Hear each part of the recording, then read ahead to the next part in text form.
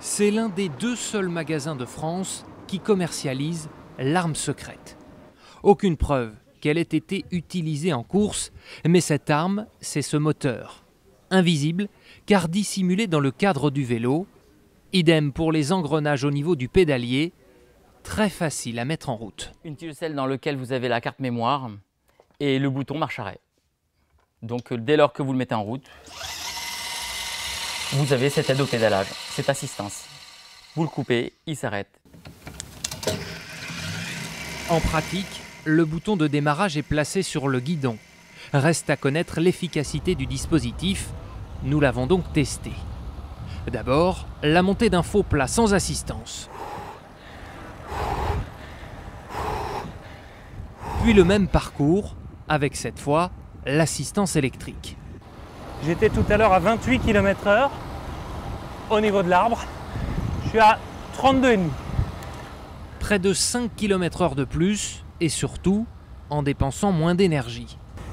Dès que j'arrête de pédaler ou je ralentis le rythme, ça tourne tout seul. Le test est très concluant.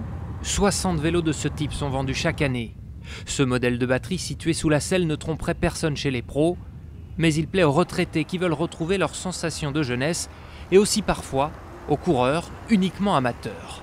Alors il y a certains utilisateurs effectivement qui préfèrent une technologie, un dopage technologique qu'un dopage autrement et qui est invisible.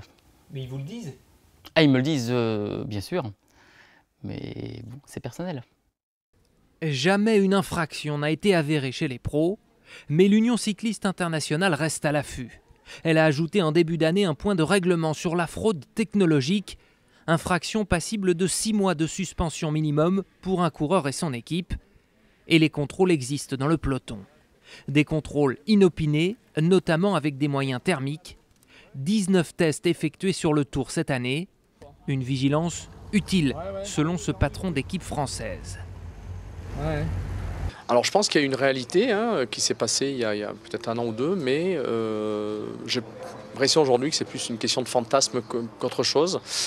Il y a de toute façon des règlements qui existent, l'UCI s'est emparé de cette affaire-là. Le risque ne me paraît pas en valoir la chandelle. Et si la sanction sportive peut dissuader les pros, le coût peut dissuader les amateurs, 3 000 € pour le moteur.